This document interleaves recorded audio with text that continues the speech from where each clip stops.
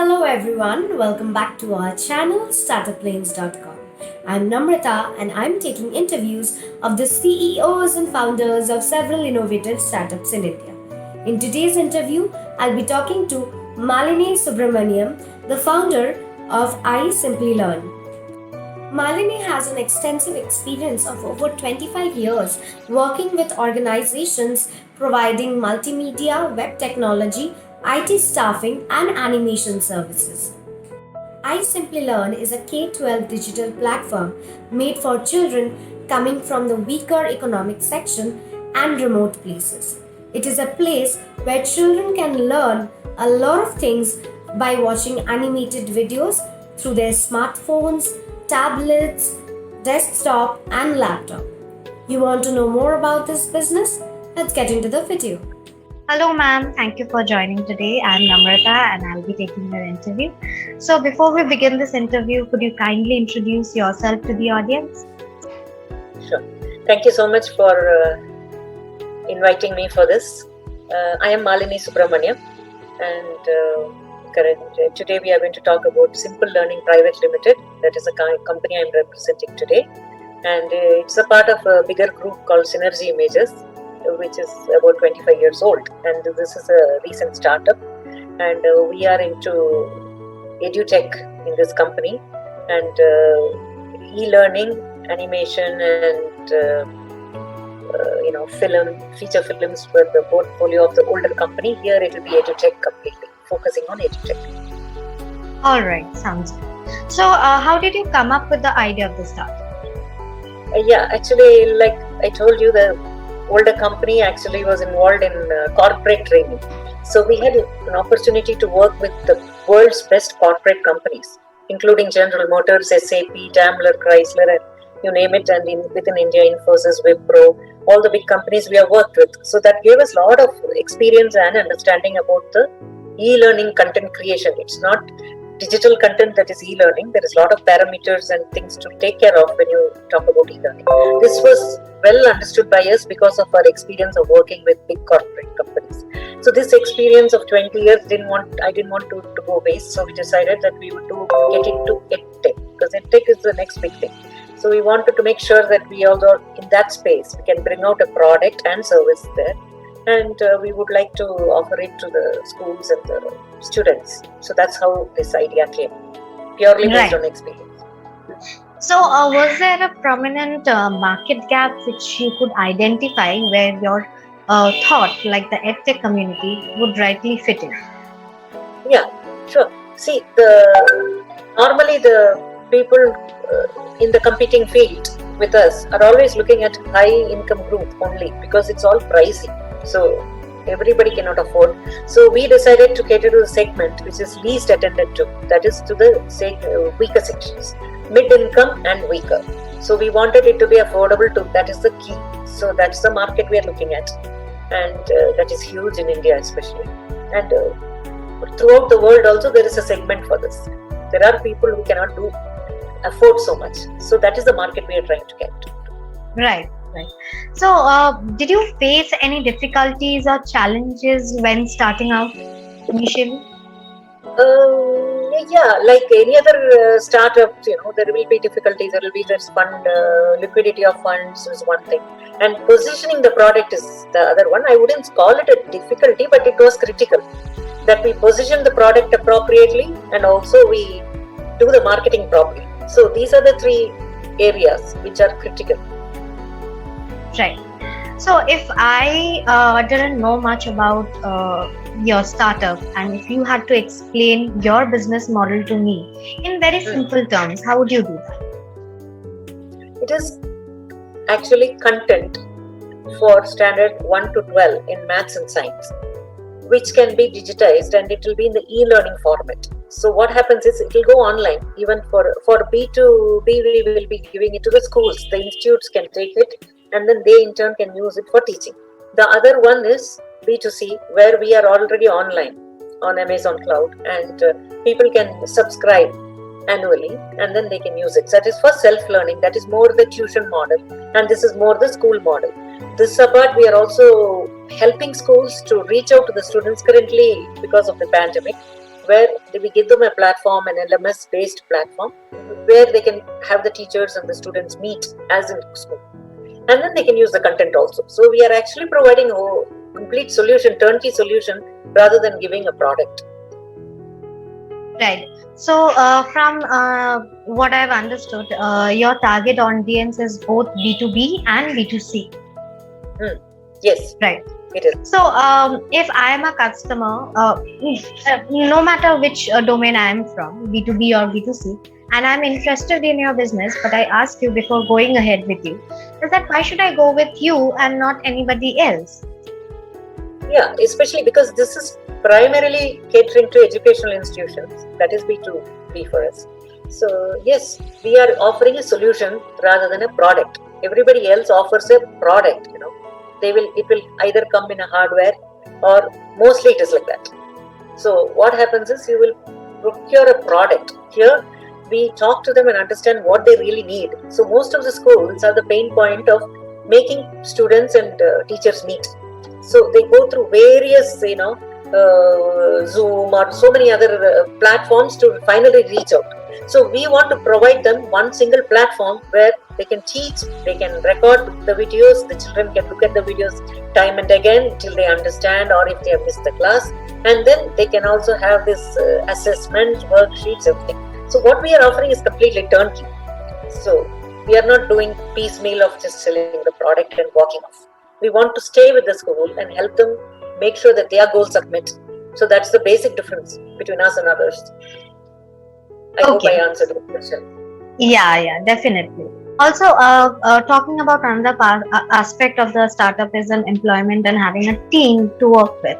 So, if hypothetically, I'm interested to join your team, but before going ahead with my application with your company, I ask you that what kind of work environment, what kind of benefits as an employee will I get other than monetary benefits, of course? Firstly, it's a completely big team. We don't treat it as it's an extended family for us. To that extent that if somebody even wants to decide on a wedding, they come and request me because I'm a woman. So I think it is, it is inborn quality for a woman to be, counseling. So what happens is we don't treat them as employees, nor do they look at us as employers. We are all a big team, and the moment they come in, we call them a family. And then we have a lot of annual get-togethers where we make everybody, whether you know it or not, you have to dance and sing. And because I am basically, I like culture, arts and culture, so make sure that everybody takes part in that. Invite the families and make them also show the other side of these people. So working with us is a lot of fun, and yes, you learn a lot also, because we are very methodical and we teach them how to be methodical, how to face the customer, how to interact. As I told you, we have very good customers and we can't afford to be negligent. So we teach them a lot. At the same time, there is a lot of work and play, both. So it's a fun place to be. Great. Also, when choosing vendors, like if you are associated with vendors, what are the qualities or parameters you judge them upon before taking them on board? Yeah, first thing is flexibility, because most of these things you need to be flexible. Because if you have a stringent this thing, my customer may not be, he will be wanting me to be flexible, so I expect that to be coming from my vendor too. So it's flexibility, one, cost of course, and delivery timeline. When I say I want it on a certain day, I expect it to come. I don't want any excuses, that happened, this happened, tire puncture and all that. So what we expect is complete smooth sailing relationship with our vendor. We go to any extent to help them too. Like a transparent end-to-end support. Absolutely. Be our partner, we don't want to call them vendors also. They will be our partner in this business. So whatever we have to go through, they have to go through too with us. Understood. Good and bad. Also, yeah. Also, have you planned anything like any short-term goals or long-term goals for the future? Yes. I mean, short-term, of course, is to get maximum schools benefited with this and also have maximum schools under our belt. That's one thing. Long-term is, yes, we want to make learning the key mantra for us, and then we want to get into a bigger portal where we will start doing learning global learning, that is just not what you're learning in school, it's learning everything else also, and it will be global platform, so anybody can communicate with anybody. That's a bigger plan. All right. Also, you would agree to this fact or statement that whenever a company or a startup wants to grow and expand, funding, having a regular source of funding, plays a crucial role in it. So, if you could walk me through your funding scenario, like have you taken funds, external funds previously, or are you willing to in the near future? Yes, we have not taken any yet because we wanted the product to be up and running. Because with the concept, I didn't want to go to get funding. So because we have to believe in the concept ourselves, I thought. So we decided to fund it ourselves personally. But now that the product is ready and the solutions are ready, we are looking for partners, investors to share this Journey with you, obviously, definitely. And best wishes for that. Thank you so much. Well, on a lighter note, if I may ask you that if you were not doing this particular startup or being associate, what else do you see yourself do?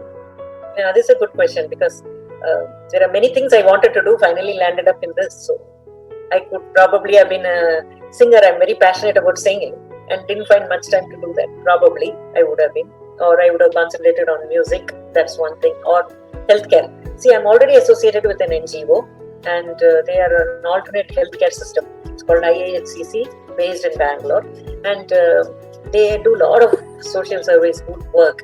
Because they don't charge anybody who are, financially poor people. They even give the medicines and everything. So I'm very proud to be associated with them and honored. And I would have probably done more with that. Would have grown it like a company probably. But yes, social service, and of course I like to paint also, so arts and crafts, painting, and I would have done many more things that normally I can't do now. Probably because I write also. I have authored a book. I have been a freelance journalist. I would have concentrated. Maybe I would have authored many more books than this.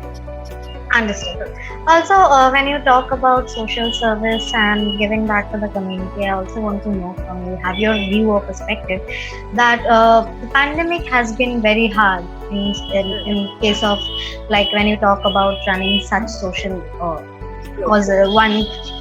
social causes. So, how have you kept yourself motivated and contributed to that NGO you are associated with? See, actually, pandemic time was very good for us because this NGO is actually headed by a scientist, President of India, Awadi, and also he is an alternate systems doctor and an engineer. So he's a research person. So he has found out a simple water-based spray, which can be used for as a protection and cure for the pandemic itself. So we had a lot of work at that time because we had to get this going because he found and then it has to be made into a commercial product. So we were very keen to do that. We had to do clinical trials. We have tried it on over 4,000 people in Tamil Nadu and Karnataka because traveling was a problem at that time. And so this kept us really, really, really busy. Actually, I never realized that we are not going to work at all because I'm from home. We have to work in the office and we are also to do this product. So this is one product, this is one milestone project for India, I would say, because it is just aqua based, but at the same time it has got immense benefits. It's been tried and tested also. So that is another interesting thing that happened during the pandemic, and it will continue, I think, for some more time. Okay. Also, last question is that what are your thoughts on startup? Startup planes, yes. It's a good initiative actually. Very good that you make people known to the world. That's a good thing to do, and it's been a very friendly team. I have to say that. And only one thing, if you know more what you're trying to do for startup companies, it would be easier for us to tell you what we need from you. That's the only thing. That apart, it's been a beautiful thing. Really enjoyed working with that. Well, thank you for your kind words, ma'am. Well, that would bring an end to this interview. But it was lovely talking to you. Same here. It was great talking to you too. Yeah.